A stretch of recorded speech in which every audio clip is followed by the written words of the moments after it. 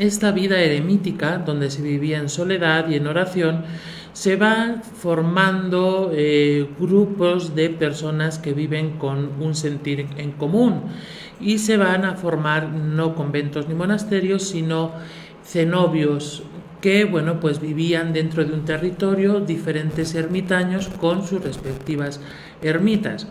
La primera, digamos, regla que aparece ya históricamente y fundamentada como una regla de vida, una regla religiosa, es la regla de San Pacomio, que durará un tiempo, incluso en Europa será bastante importante y terminará desapareciendo, porque aparece otro personaje en el siglo V que se llama Benito de Nursia. Benito de Nursia toma algunas referencias de aquella regla de San Pacomio y hace la regla de los benedictinos. Los benedictinos, que aparecen en el siglo V, pues van a continuar hasta actualmente, hay muchos benedictinos. Y en Europa se va a extender esta orden monástica, y ya hemos pasado la vida eremítica, la vida cenobítica, con San Benito la vida monástica, que es hasta este momento el estilo de vida de los religiosos, de los monjes, que está fundamentada o está arraigada en toda Europa. De hecho, por ejemplo, San Benito, que es el fundador, es el patrón de Europa, ¿no? Posteriormente, después de mucho tiempo, prácticamente hasta el inicio de la Baja Edad Media, allá por el siglo 1000, el siglo XI, la orden benedictina, la orden monástica que únicamente se había quedado conservada desde el siglo V, o sea, prácticamente como 600 años, empieza a sufrir unas reformas y aparecen tomando como estilo de vida la regla de San Benito. Las reglas son todas las leyes que rigen la vida de un monasterio, ¿no? Entonces se empieza a formar unas reformas. Dentro de la Iglesia Católica es muy importante las reformas, porque a pesar de que pasa mucho tiempo en que se haga una reforma, son necesarias porque han sido la clave fundamental para que haya podido subsistir durante 2000 años, ¿no? Entonces es bastante importante esto, ¿no? También, como les comentaba, dentro de la orden benedictina hay reformas. Aparece San Bruno, aparece San Bernardo, etcétera, etcétera, y se van haciendo las reformas. Los premonstratenses, los cistercienses, los cartujos, y todo esto va haciendo que se renueve un poco la vida dentro de la vida monástica. Después de eso, de la vida monástica, después de la primera cruzada, aparece otro modo de vida religiosa, que son las órdenes militares. Estas órdenes militares se van a centrar principalmente en dos cosas. Uno, en defender a los peregrinos que van a Jerusalén o a las diferentes ciudades de peregrinaje, Roma o Santiago, y otras órdenes militares se van a centrar en la hospitalidad, es decir, hacer hospitales, como los caballeros hospitalarios de San Juan. Y dentro de las órdenes militares más arraigadas, pues tenemos los caballeros de Santiago en España y tenemos los caballeros templarios en toda Europa, ¿no? Entonces ya tenemos todo este abanico dentro de la vida religiosa dentro de la Iglesia. Hombres que viven con un estilo de vida peculiar en monasterios. Los eremitas, los cenobitas, los monjes, luego vienen las órdenes mendicantes. A partir del siglo XIII surge otra reforma que va a tomar muchos aspectos de la vida monástica de San Benito, muchos aspectos también de las órdenes militares, y se va a hacer ahí una mezcolanza también con lo que está pasando con la herejía de los cátaros, de los albigenses, porque bueno, ellos defendían que se tenían los cátaros, los herejes, defendían que tenían que ir pueblo por pueblo a predicar su herejía. Entonces nacen estas órdenes mendicantes tomando lo que más le conviene de cada uno de este estilo de vida, y también van a ir predicando pueblo por pueblo, obviamente, la doctrina católica, ¿no? Y dentro de estas órdenes mendicantes, pues el punto fundamental, o uno de los puntos fundamentales, es no vivir de las rentas ni de las tierras que tiene un monasterio.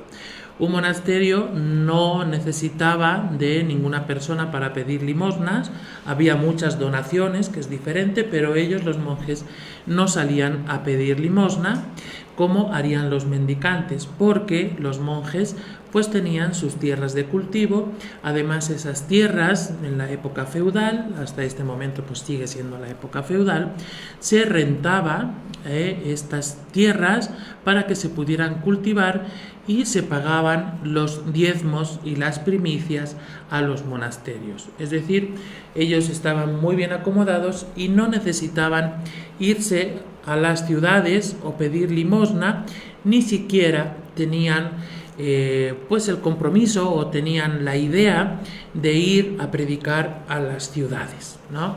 Entonces, esto hace que sea necesario que la Iglesia se acerque un poco más a pues la gente normal del pueblo, y aparecen las órdenes mendicantes con la peculiaridad de que esta gente de las ciudades y de los pueblos tiene que mantener con limosnas a los monasterios, lo cual va a ser un problema para las ciudades, ¿no?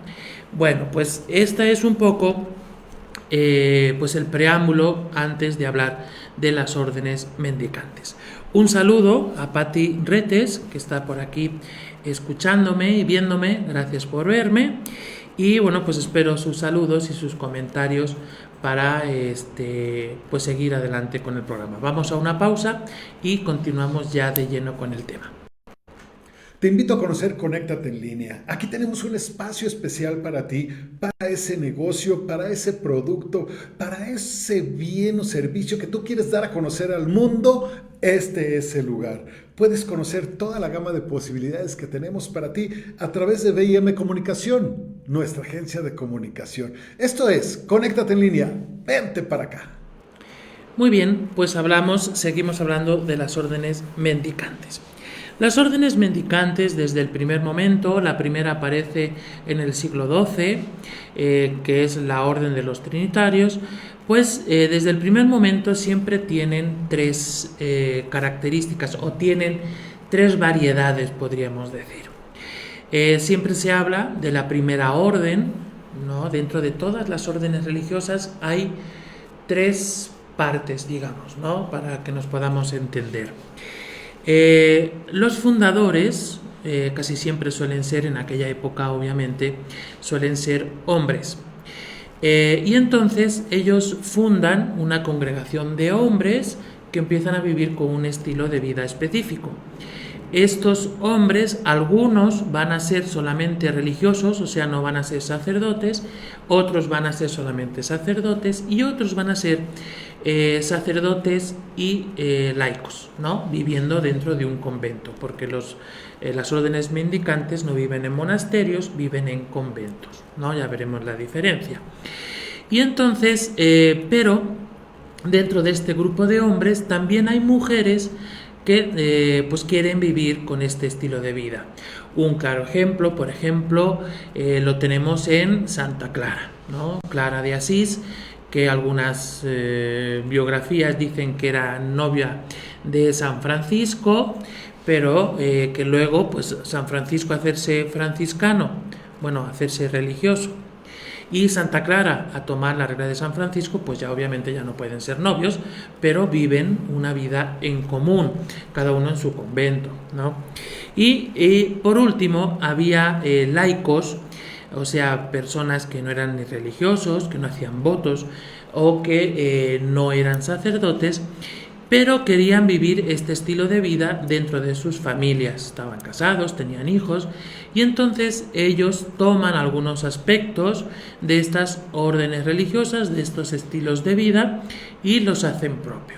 Entonces ya tenemos aquí 3 maneras de vivir esta regla de vida, ¿no?, que se van escribiendo. Por ejemplo, la primera es de los trinitarios. Van a tomar la regla de San Agustín con las constituciones propias de los trinitarios. Luego va a aparecer la orden de San Francisco con una regla propia. Luego va a aparecer la regla de Santo Domingo o la regla de los frailes predicadores, ¿no?, con una regla de San Agustín y unas constituciones diferentes. Luego van a surgir los agustinos con la regla de San Agustín y una que va a escribir un papa. Y luego tenemos otra orden mendicante de las más antiguas, que es la orden de los carmelitas calzados en aquel momento, porque ahorita hay carmelitas calzados y carmelitas descalzos. Yo sé que es muy complicado esto, pero también en un primer momento eran carmelitas calzados con una regla propia, ¿no? Entonces, todas estas órdenes mendicantes tienen 3 subdivisiones. La primera orden, que es la que fundan los hombres, o la que forman los frailes y los sacerdotes. La segunda orden, que son estas mujeres que necesitan o que quieren vivir este estilo de vida específico de cada orden, que se va a llamar la segunda orden o las sorores. En latín, soror quiere decir hermana. Y luego están los laicos que, aún viviendo en sus familias con sus hijos y sus esposas, etcétera, quieren vivir un estilo de vida un poquito más apegado a estas órdenes, y aparece la tercera orden. Entonces, todas las órdenes mendicantes tienen la primera orden, que son la de los hombres, la segunda orden, las sorores o las hermanas, y la tercera orden, que son los laicos. Características, bueno, pues los monjes, como ya les dije, ellos se dedicaban a trabajar y a orar, mientras que los mendicantes se dedicaban a muchas otras cosas. Tenían hospitales, tenían escuelas, predicaban en las ciudades, tenían parroquias y además vivían también una vida de oración. Entonces toman parte de lo que sería la vida monástica y toman parte también de pues la vida pastoral de cualquier sacerdote secular. En muchos pueblos, por ejemplo, se van a disputar los sacerdotes seculares, los de toda la vida, se van a disputar parroquias con los frailes mendicantes, ¿no? Porque claro, les están quitando un poco de poder. Pero el Papa les da su consentimiento para que ellos puedan tener sus parroquias y puedan predicar, ¿no? Todos los frailes mendicantes y las monjas, o las sorores, las de la segunda orden, van a hacer los 3 votos característicos. Los monjes no hacían estos 3 votos tal y cual todos los conocemos, ¿no?, que son castidad, pobreza y obediencia, sino que hacían el voto de estabilidad, el voto de cambio de vida y el voto de humildad. Es decir, bueno, también el de celibato y castidad, ¿no?, que era también propio de los monjes. Pero bueno, pues eran unas promesas un poquito más livianas. Sin embargo, los frailes o todas las órdenes mendicantes hacían los 3 votos que todos conocemos: el de pobreza, el de castidad y el de obediencia. Obviamente los monjes no hacían el voto de pobreza, porque pues los monasterios y abadías pues tenían tierras y de eso vivían, ¿no? Sin embargo, los frailes no, los frailes mendicantes no. Hay que hacer una diferencia, que no es lo mismo celibato que castidad. Ya hemos visto que los monjes hacían sus promesas de estabilidad, cambio de vida y de obediencia. Los sacerdotes seculares, que son los que todos vemos, que van vestidos de negro con su cuellito blanco, ellos no hacen votos, hacen pobreza. hacen promesas. De estas promesas solamente hay dos, hacen dos promesas. Una es obediencia, obviamente al obispo, y el segundo es el de celibato. Celibato, ya lo he dicho muchas veces, es no casarse. Por ende, claro, si se dice que no se puede tener una esposa o no se puede tener relaciones con una mujer si no estás casado, obviamente, pues todo va implícito. Pero bueno, no hay voto de castidad. Sin embargo, los mendicantes sí hacen voto de castidad, que es no tener relaciones sexuales, ¿no? Que bueno, pues es un voto bastante controversial, pero bueno, pues ahí está ese voto desde los orígenes de la vida mendicante. También hacen el voto de pobreza, es decir, no pueden tener nada, ningún bien personal ni ningún bien comunitario. Solamente los bienes que pueden llegar a poseer no son individuales de cada comunidad, de cada miembro, sino que es de la orden a nivel mundial, ¿no? O sea, nadie puede poseer nada. Y el tercer voto es el de obediencia. Obviamente, este voto, que es común a todos los estilos de vida, monástico, secular y vida mendicante o vida religiosa, pues es común a todos ellos. Hay, por ejemplo, se puede contar una anécdota de que pues una vez Santa Rita de Casia, ella había sido casada, había tenido 2 hijos, se le muere el esposo a Santa Rita, luego se mueren sus hijos y Santa Rita siempre quiso ser monja benedictina. Había un problema, que pues ya no era doncella, entonces era un problema que pudiera entrar a la orden religiosa. Pero bueno, pues hay un milagro por ahí, que aparece un día, se acuesta en su cama y aparece un día en la puerta del monasterio y la madre abadesa pues le dice: pasa a ver qué hacemos contigo, ¿no? Obvio, con las monjas agustinas. Estando en el monasterio, pues obviamente lo que querían era que Santa Rita se fuera, ¿no? Que renunciara, y porque no había por dónde, ¿no? Porque pues no era doncella, había estado casada, había tenido 2 hijos, etcétera. Vamos, que era un poco escandaloso. Y tanto es así que la madre abadesa, la madre superiora del monasterio, de ahí en Casia, le pone a prueba y le dice a Santa Rita, prueba de obediencia, le dice: vas a agarrar este rosal y lo vas a plantar cabeza para abajo, es decir, las ramas como si fueran las raíces y las raíces para afuera. Santa Rita le dice: ¿para qué quiere que haga yo eso? Y le dice la abadesa: tú tienes que hacer todo lo que yo te mande. Entonces Santa Rita, un poco dudosa, dice: bueno, pues ni modo. Agarra la planta va boca abajo, las ramas enterradas en la tierra, las raíces por afuera. ¿Y qué creen que pasó? Pues que el rosal floreció desde las raíces, ¿no? O sea, para que vean que la obediencia sí se llegaba o se llevaba a rajatabla, ¿no? Bueno, pues esos son los 3 votos que hacían los mendicantes.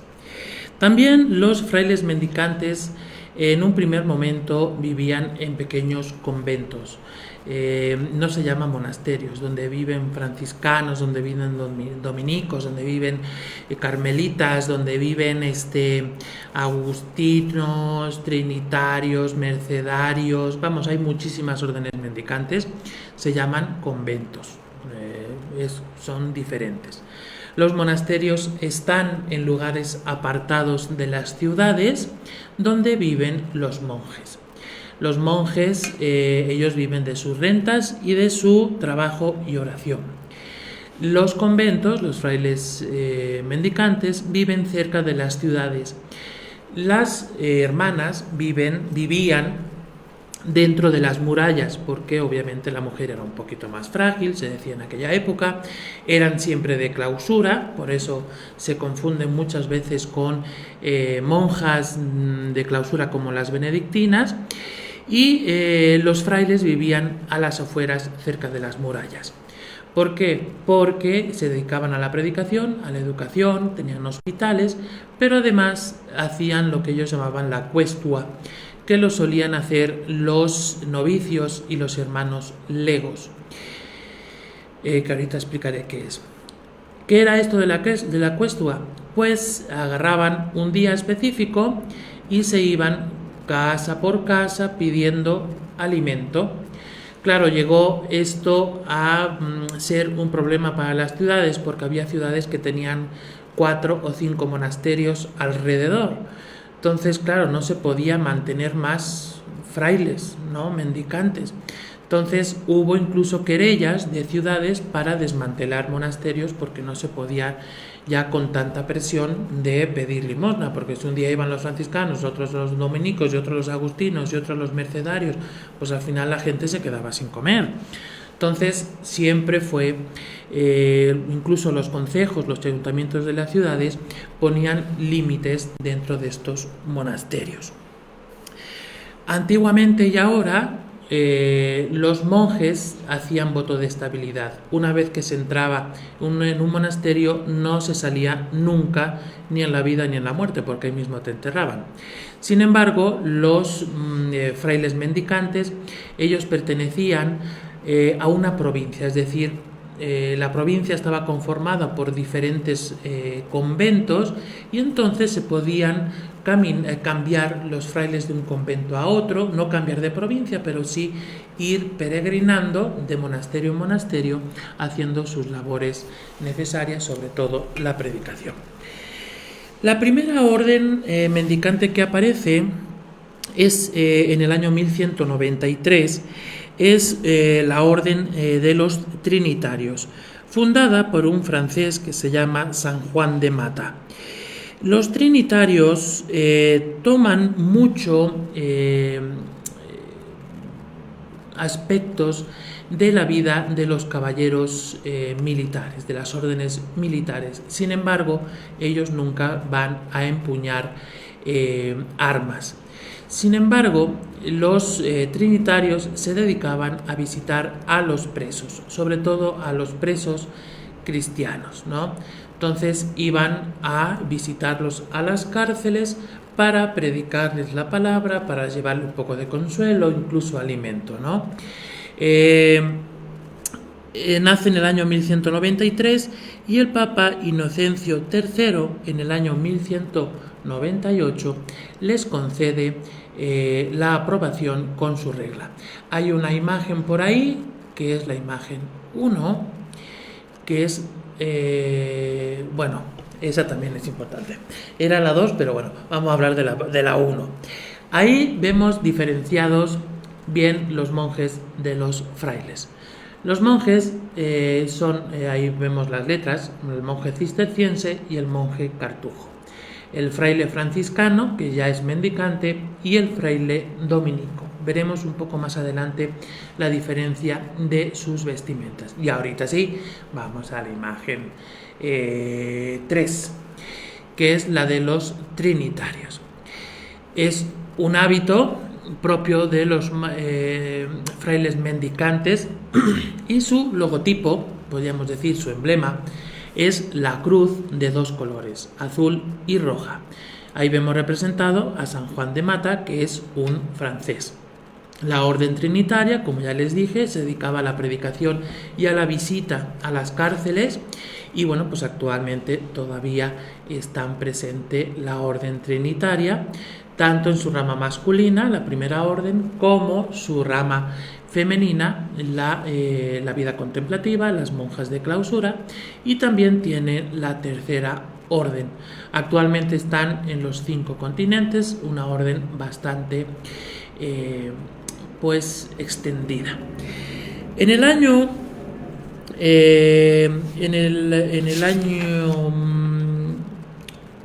no tengo aquí la orden del año. Bueno, unos años después, en el año 1200 y algo, aparece un personaje bastante peculiar, que hay que hablar de él más adelante, que se llama San Francisco de Asís. San Francisco de Asís era un personaje que nació en Asís, era hijo de un comerciante de lana y de su madre, que luego veremos quién es. Hay que hablar de él específicamente. Hablaremos de estos dos personajes importantes, Santo Domingo y San Francisco. Y bueno, pues su padre era rico de ahí de Asís, era comerciante de lana, etcétera, etcétera. San Francisco en un primer momento fue militar, perteneció al ejército. También hay que hablar de esto porque es bastante importante. Hay en Italia dos movimientos políticos, uno en contra del Papa Gregorio, el reformador, y otro a favor del Papa. Unos se van a llamar güelfos y otros se van a llamar gibelinos, que son como dos partidos políticos que también hablaremos de ellos. San Francisco vive en medio de estas guerras políticas, ¿no? Hasta que, pues al final, estaba por ahí cerca de una ermita en San Damián y escucha una voz que le dice: Francisco, repara mi iglesia. Es decir, todo lo que había era bastante malo, ¿no? Lo que era la vida monástica, lo que era la vida de la curia romana, el papado, los cardenales, los obispos, vamos, que aquello había que reformarlo. San Francisco, que era bastante humilde, pues a lo que se dedica llega a la casa de sus padres, renuncia a todo. Hay un hecho en la vida de San Francisco que es saliendo de misa, ahí en Asís, sale el obispo y San Francisco pues le pide cobijo al Papa, olvidándose de su padre.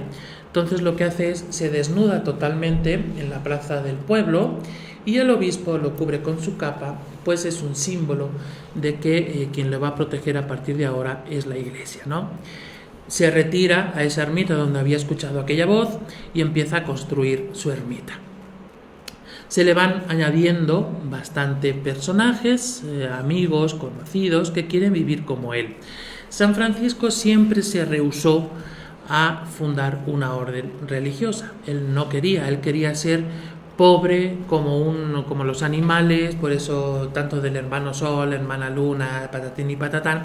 Él quería ser pobre totalmente, ¿no? Se viste de sayal. Sayal es una tela que se hace con lana de oveja sin teñir, de lo más pobre posible. Él tuvo un hábito durante toda su vida, que todavía se puede ver en Asís, etcétera, etcétera. Y él no quería fundar una orden religiosa.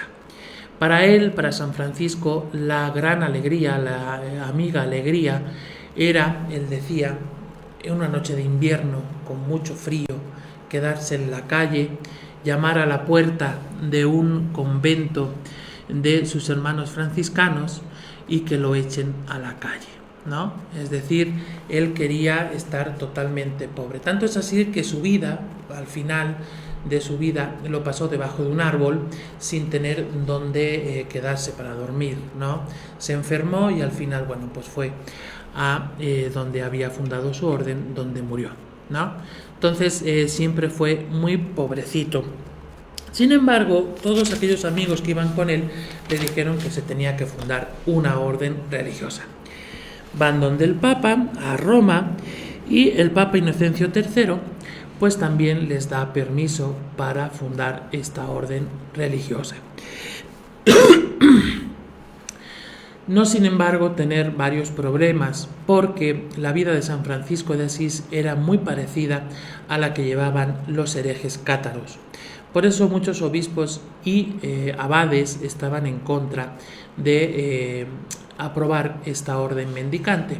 Sin embargo, el Papa Inocencio II, en el año 1209, sí aprobó la orden franciscana, que es súper conocida por todos, ¿no? Siempre que vean a un fraile que vaya vestido de fraile, porque ahora van vestidos como les da la gana, pero que vaya vestido de fraile, siempre que lleven un cordón con 3 nudos, tiene algo que ver con la orden franciscana. La tercera orden mendicante es la orden de predicadores. Esta orden mendicante tiene un cariz un poco diferente a San Francisco. La funda Santo Domingo de Guzmán, que nace en Guzmán, en España, pero Santo Domingo ya era sacerdote. Entonces, casi todos los que entraban a la orden de predicadores tenían que ser sacerdotes, tenían que saber leer y escribir, algo que no pasaba con los franciscanos, tenían que saber teología para poder predicar, sobre todo contra las herejías cátaras del sur de Francia, ¿no? Hay una imagen por ahí que es la 5. Ándale, ese es Santo Domingo de Guzmán. Se le representa pues matando la herejía con el libro de teología o la Sagrada Escritura, y a veces se le representa con un perro con una llama en la boca, que es un sueño que tuvo su madre de Santo Domingo. Y la base fundamental de estos frailes mendicantes que iban caminando y predicando como un franciscano más, pero más sabiondo, eran los frailes predicadores o la orden de Santo Domingo. Hay una bella leyenda que dice que San Francisco y Santo Domingo se encontraron durante sus predicaciones y se dieron un abrazo, que es la imagen 2, ¿no? Porque son las dos órdenes mendicantes más importantes de la Edad Media, ¿no? Uno, teología, y otro, la simplicidad de la vida. Luego tenemos otra orden mendicante. Me quedan 5 minutos, ¿va? ¿Me quedan 5? Luego tengo otra orden mendicante, que es la de San Agustín. La orden de San Agustín resulta de que en la Toscana, en el centro de Italia, había muchos eremitas viviendo, ¿no? Claro, ellos vivían pues sin ton ni son, o sea, cada uno hacía lo que le daba un poco la gana. Entonces el Papa Inocencio IV llamó a todos estos eremitas. La regla de San Agustín estaba un poco perdida por ahí en el olvido. Algún sacerdote pues vivía esta vida regular, y entonces el Papa Inocencio los congrega para que vivan con una vida común, con algo que se pareciera, que todos tuvieran un estilo de vida parecido, y les da la regla de San Agustín. Entonces se funda la otra orden mendicante en el año 1247. Muy cercano a esta de los agustinos hay otro movimiento eremítico en Jerusalén, bueno, en Israel. Había en el Monte Carmelo muchos eremitas, y un patriarca de Jerusalén les escribe una regla de vida tomando como inspiración un poco la regla de San Agustín, y funda, este patriarca se llama Alberto, congrega a todos estos ermitaños y funda la orden de los carmelitas, ¿no? Que va a ser la otra orden mendicante importante. Hay muchas más, están los mercedarios, los hijos de María, los agustinos recoletos, hay muchísimos, ¿no? Que ahorita pues la lista sería inmensa, pero estas son las 4 más importantes. Si ustedes han visto en las imágenes, cada uno va vestido diferente. Los franciscanos van de café. Los carmelitas, que hay una imagen por ahí que vamos a ver, van de café, que es la 7, la imagen 7, van vestidos de café y de blanco. Los dominicos van vestidos de blanco y negro. Los agustinos van totalmente vestidos de negro. Y los trinitarios van vestidos de blanco y negro con su emblema, que es la cruz de 2 colores. ¿Por qué es importante? Porque no hay que hacernos bolas. A veces es importante visualmente reconocer todas estas órdenes mendicantes y saber un poco de dónde vienen y de dónde van, ¿verdad? Porque, por ejemplo, los monjes, ellos tienen 2 tipos de vestidura. Uno que es el hábito coral, que solamente lo usan para rezar, y se llama la cogulla. Y tienen un hábito que se llama el hábito talar, que es para la vida cotidiana. Sin embargo, los frailes mendicantes, debido a su pobreza, solamente van vestidos con un hábito, y tanto para el coro como para la vida pública. Otra cosa importante, agustinos, dominicos, trinitarios que tienen la regla de San Agustín llevan cinturón de cuero negro, mientras que todos los que tienen la regla de San Francisco llevan un cordón blanco con 3 nudos. Hay muchas más cosas que hablar de las órdenes mendicantes. Igual la semana que viene, cuando hable un poquito más sobre San Francisco y Santo Domingo, hable un poquito más de las diferencias entre los monjes y los frailes mendicantes, pero eso ya será la semana que viene. Bueno, pues un saludo a todos, a Gabriel, a Patti, a Guillermo, que han estado por aquí viéndome, y nos vemos aquí la semana que viene en Visionarte por Conéctate en línea. Los criterios expresados